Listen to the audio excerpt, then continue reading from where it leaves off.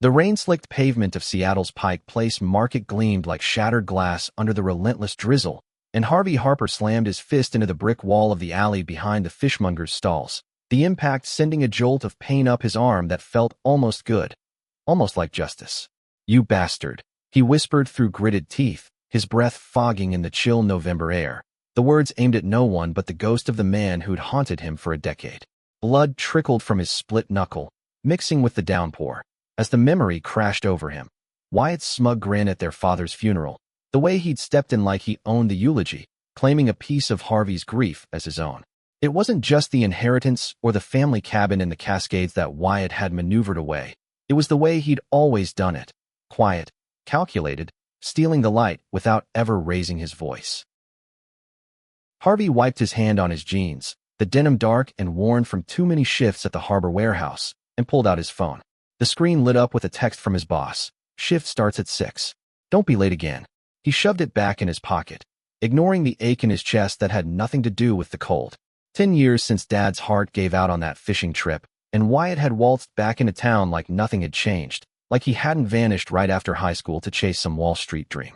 Now here he was, buying up half the waterfront properties, turning the old Harper boathouse into condos for Stepbrother's Harvey's home. His legacy, gone.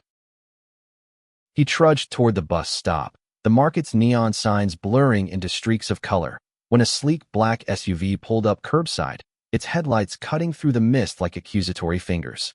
The window rolled down, and there he was, Wyatt Kane, all broad shoulders and tailored wool coat, his dark hair cropped close, those hazel eyes locking on Harvey with an intensity that made his stomach twist. "Get in," Wyatt said, voice low and steady, like he was calling shotgun on a Sunday drive instead of derailing Harvey's entire night.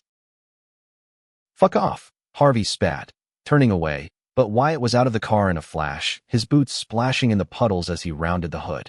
Up close, he smelled like cedar and expensive cologne, the kind that whispered old money even though they both knew Wyatt had clawed his way up from nothing. "I'm not in the mood for your savior complex." Wyatt's hand clamped on his shoulder, firm but not bruising. Never bruising. That was Wyatt's way, all control wrapped in velvet. "You're bleeding, and you're about to miss your bus. Just let me drive you home." Home. The word hung between them like smoke. Harvey's cramped apartment above a laundromat versus the sprawling Victorian Wyatt had snapped up on Queen and Hill. Harvey shrugged him off, but his feet betrayed him, carrying him toward the passenger door because pride was a luxury he couldn't afford anymore, not with rent due and the warehouse threatening cuts. The drive was silent at first, the wipers slapping rhythmically against the windshield, Seattle's skyline a jagged silhouette against the bruised sky. Harvey stared out at the ferries cutting through Elliott Bay, memories bubbling up unbidden. The summer they were kids, Dad's second wife, Wyatt's mom, still alive, forcing family barbecues at the cabin where Wyatt would sneak Harvey extra esmores, their fingers brushing in the firelight. Back then, it had felt like alliance, not theft. "Why now?" Harvey finally asked, voice rough. "You ghosted after the funeral. Sold the cabin like it was scrap.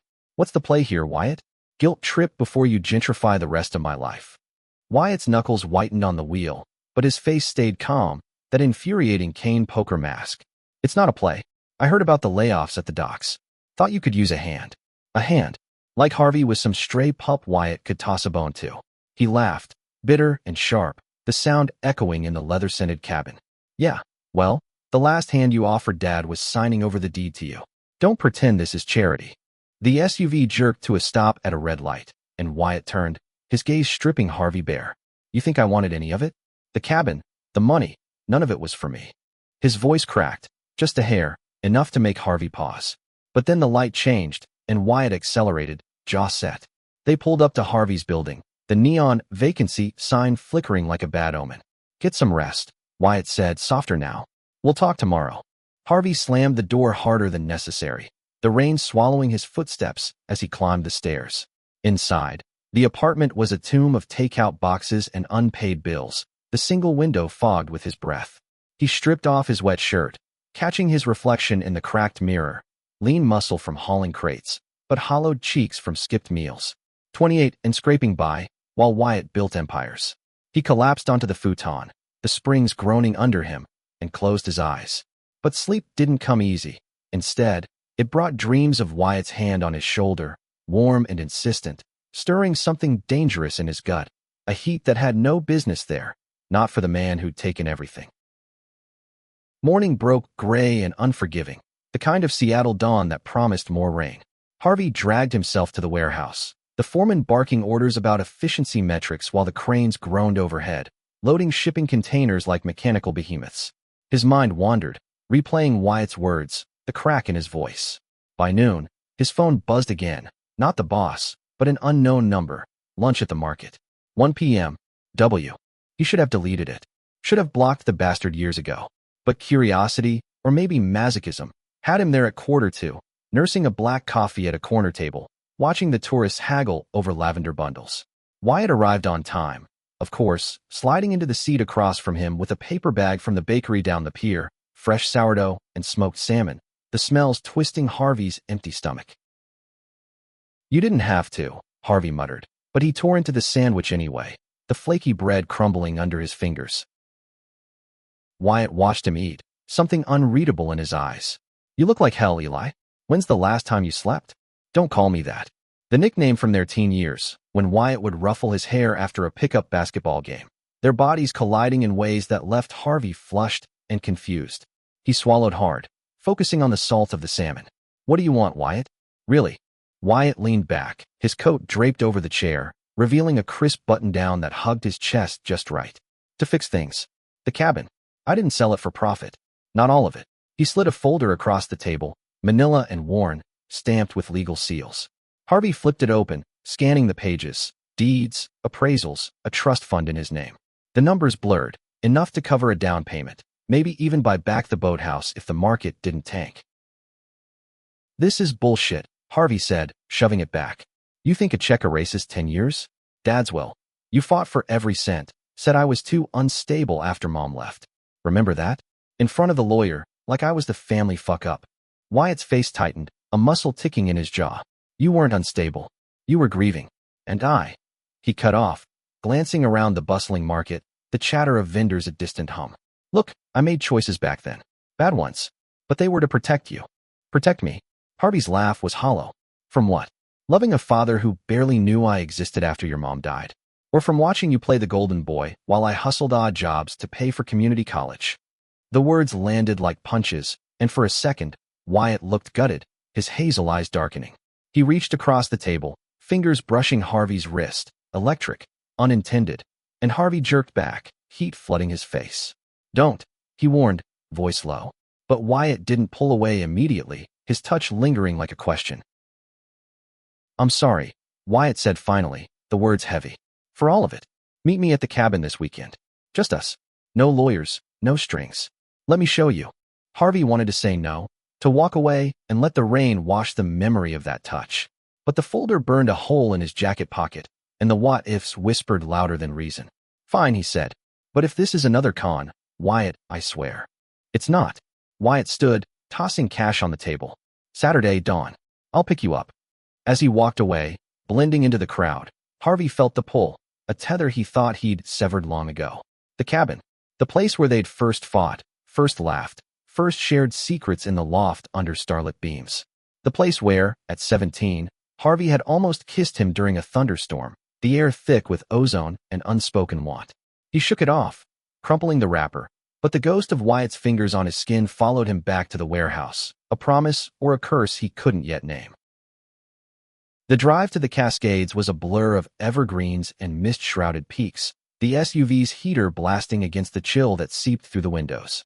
Harvey sat rigid in the passenger seat, arms crossed over his chest, staring at the ribbon of highway unspooling like a vein through the Olympics. Wyatt drove with one hand on the wheel, the other tapping a rhythm on his thigh. Nervous, Harvey realized with a jolt. The man who'd talked down boardrooms and outbid developers was fidgeting like a kid on his way to confession. They hadn't spoken much since the market, just a curt exchange about the weather and the Mariners' slim playoff chances. Silence stretched now, thick as the fog rolling in from the sound, until Wyatt cracked the window, letting in the scent of pine and damp earth. "Remember the time Dad tried to teach us fly fishing?" he said, voice cutting the quiet. "You hooked his hat instead of a line." Harvey snorted despite himself, the memory surfacing sharp. 12-year-old him, gangly and eager, Wyatt at 15 already towering, steadying Dad's shoulders while they all laughed until tears streamed. Yeah, he wore that stupid thing sideways for a week. Said it was his lucky charm. The ache bloomed then, familiar and fierce. Dad's broad back bent over the river, his laugh booming like thunder. Gone too soon, felled by a clot no one saw coming. Wyatt's grip tightened on the wheel. He'd be proud of you, Eli. The way you've held on. Don't. Harvey turned to him, green eyes flashing. Save the Hallmark bullshit. You got the plaque on the mantle, the devoted son title. I got the debt and the what-ifs. The cabin came into view as the road narrowed to gravel, a weathered A-frame nestled against a ridge, its cedar shingles silvered by time. Snow dusted the eaves, early for November, and smoke curled from the chimney. Wyatt must have come up ahead. He parked, killing the engine, the sudden quiet amplifying the crunch of their boots on frost-kissed ground. Inside, the air was warm, laced with the tang of wood smoke and fresh coffee. The main room hadn't changed. Stone fireplace, plaid couch sagging in the middle, shelves of Dad's dog-eared paperbacks and lures. Wyatt shrugged off his coat, revealing a fitted thermal that clung to his frame, and busied himself at the stove, pouring 2 mugs. Harvey wandered, fingers trailing the mantle, pausing at a photo. The 4 of them. Dad, Wyatt's mom Elena, Wyatt grinning gap-toothed, Harvey solemn with his mother's red hair, still a thatch of curls. Elena's death had cracked the family open, Dad retreating into work, Wyatt hardening into the provider role too young. And Harvey? Left adrift, piecing together a life from scraps. Here. Wyatt handed him the mug, their fingers brushing again. Deliberate this time? Harvey's pulse kicked, and he stepped back, sipping the bitter brew to steady himself. The folder, Wyatt said, nodding to the kitchen table. It's real. The trust was set up after the funeral. I managed it. Invested what I could from my bonuses. Harvey set the mug down hard, coffee sloshing. Managed. That's code for siphoned. You think I don't know how these things work? Wall Street wolves like you.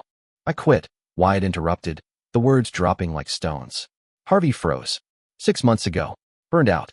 Came back because this place was rotting me from the inside. The admission hung there, raw and unpolished. Harvey searched his face, seeing the lines etched deeper around his eyes, the faint stubble shadowing his jaw. Wyatt looked older than 30, carrying ghosts Harvey had never noticed. Why tell me now? He asked softer. Because you deserve the truth. Wyatt crossed to the fireplace, poking at the logs until flames leaped higher. That night after the funeral, when we fought in the driveway, you accused me of stealing your inheritance. I let you believe it. Easier than explaining. Explaining what? Harvey's voice was a whisper, the room shrinking around them. Wyatt turned, firelight carving shadows across his features. Dad wasn't just sick. He was broke. Gambling debts from before Elena died. Poker nights with the boys turned into a hole he couldn't climb out of. The cabin was the only asset. If it went to you outright, creditors would have taken it. I bought it from the estate. Used my signing bonus. Held it until I could stabilize things. Harvey's knees buckled. He sank onto the couch, the plaid ruff under his palms. You lied. For a decade. Let me hate you. Wyatt knelt before him, close enough that Harvey could see the flecks of gold in his hazel eyes. Better hate than lose everything. You were the only family I had left, Eli. After Mom, after Dad. I couldn't let them take this from you too. The air thickened, charged like the storm that had almost changed everything years ago. Harvey's hand lifted, unbidden, cupping Wyatt's jaw, the stubble prickling his skin, warm and real. Wyatt leaned into it, eyes fluttering shut, a breath escaping like surrender. Why didn't you say? Harvey murmured, thumb tracing the curve of his lip. Wyatt's hand covered his, holding it there. Because I was scared. Of this. Of us. His voice was gravel, laced with the want Harvey had buried deep. The kiss, when it came, was inevitable. Slow at first, tentative, Wyatt's lips soft against the hard edge of Harvey's resentment. Then deeper, Wyatt's arms wrapping around his waist, pulling him to the rug before the fire, bodies aligning in a tangle of need and forgiveness. Clothes shed in whispers and gasps, the cabin's warmth enveloping them as hands explored scars and stories unspoken. Wyatt's mouth on his neck, Harvey's fingers in his hair, the world narrowing to the crackle of flames and the rhythm of their breaths sinking. It was messy, fervent, teeth grazing collarbones, nails digging into backs, a release of years pent up. Wyatt moved with a tenderness that belied his strength, mapping Harvey's body like a charted sea, whispering apologies into his skin. Harvey arched, lost in the contrast. The man who'd taken everything now giving it back, piece by searing piece. Afterward, they lay entwined, the fire dying to embers, Wyatt's head on Harvey's chest, listening to the steady thump beneath. "I never stopped wanting this," Wyatt confessed, voice muffled. "But I thought you deserved better than a thief." Harvey threaded fingers through his hair, the rain pattering on the roof like applause. "You're not a thief. You're an idiot." Laughter bubbled up, shared and light, cracking the last of the ice between them. But dawn brought reality. The trust papers and signed, the city waiting with its concrete jaws. As they dressed, Harvey felt the shift, a bridge rebuilt, fragile but standing. Back in Seattle, the weekend's glow faded under fluorescent warehouse lights. Harvey signed the papers that week, the pen heavy in his hand, but the deposit hit his account like a lifeline, enough for a real apartment, maybe even night classes in marine biology, a dream deferred since Dad's death. Wyatt called every evening, their talks stretching late, stories of New York boardrooms, the loneliness of penthouse views, Harvey's harbor tales, the camaraderie of rough hands and salt spray. One night, over takeout pho in Harvey's new place, a one-bedroom with a view of the Sound, Wyatt broached the future. "Come with me to New York next month. My sister's wedding. Show them the brother I actually chose." Harvey paused, chopsticks midway to his mouth. Brother? The word tasted wrong now, laced with the memory of Wyatt's body over his, the way he'd gasped Harvey's name like a prayer. Wyatt set his bowl down. "I'm serious. Whatever you want us to be. But I want more than stolen weekends." The vulnerability hit Harvey like a wave, crashing through defenses. He leaned across the table, kissing Wyatt slow and sure, tasting lemongrass and promise. "Then let's build it. No more secrets." But secrets have a way of resurfacing, like driftwood on the tide. It started with a call from an old family friend, Harlan, the lawyer who'd handled Dad's will. "Harvey, boy, you hear about Wyatt's ex? That mess with the firm?" Harvey hung up, gut churning, and dug online. Headlines from 2 years back. Wyatt Kane, rising star, accused of insider trading, a whistleblower lover who'd turned on him for a plea deal. The sacrifice Wyatt had hidden wasn't just financial. He'd tanked his career to shield Harvey from fallout, taking the fall for a debt Dad had racked up through shady loans tied to Wyatt's early deals. Confrontation came at the boathouse, Harvey's new stake in the redevelopment, a hybrid of condos and community space, Wyatt's concession to keep it local. Wyatt arrived with blueprints, whistling, until Harvey shoved the printouts in his face. "You let that prick ruin you, for me? Why the hell didn't you fight it?" Wyatt's whistle died, color draining from his face. "Because it was true, Eli. The trades, I did them. To cover the debts. If it came out Dad was involved, the family would have been dragged through it. You most of all. Fresh out of college, job hunting. I couldn't let that touch you." Harvey's vision blurred, rage and awe twisting like vines. "You idiot," he repeated, but this time it broke, tears spilling as he shoved Wyatt against the wall, not in anger but desperation. "You gave up everything." Wyatt caught his wrists, pulling him close. "Worth it. Every goddamn day." The kiss was fierce, bruising, a clash of forgiveness and fire. Wyatt lifting him onto the workbench, tools scattering like confetti. They moved with urgency, Wyatt's hands everywhere, claiming and soothing, Harvey's legs wrapping tight, as if to anchor them both. It was cathartic, raw, sweat-slick skin sliding, moans echoing off the beams, a purging of the lies that had bound them. In the afterglow, sprawled on a drop cloth amid sawdust, Harvey traced the tattoo on Wyatt's ribcage. A compass rose, inked the week after the funeral. For direction, Wyatt murmured. Or maybe just to remember north. Harvey pressed his lips there, tasting salt and ink. "You're my north now." Winter deepened, Seattle's grays giving way to holiday lights strung like stars over the market. They hosted a small Christmas at the cabin. Harvey's first tree, lopsided and fragrant, ornaments from Dad's box unearthed from the attic.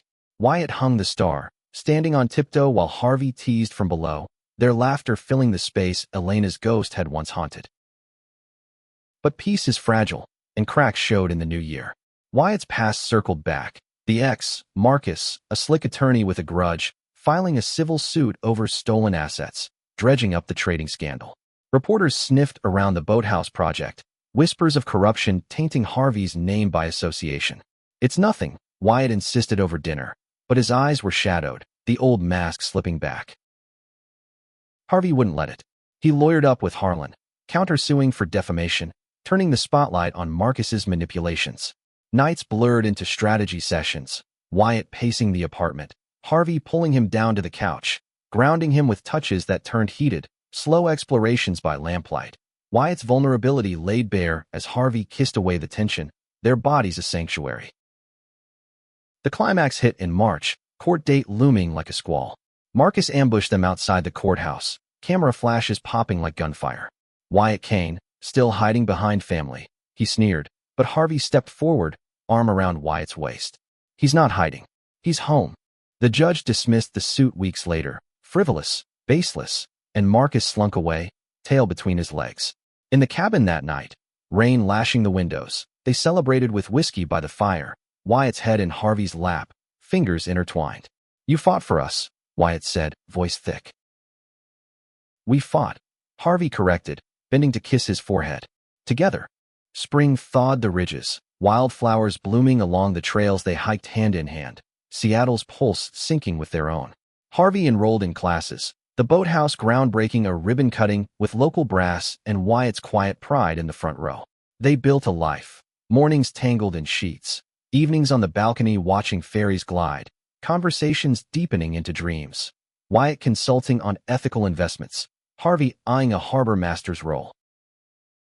One evening in June, as dusk painted the Sound gold, Wyatt dropped to one knee on the pier where it had all reignited. No ring, just a keychain compass, etched with their initials. "Not marriage," he said, grinning. "Not yet, but a promise. North together." Harvey pulled him up, kissing him fierce under the gulls' cries. Always. Years later, the cabin stood as their haven, expanded with a studio for Harvey's sketches, harbor maps turned art, and Wyatt's desk cluttered with pro bono files.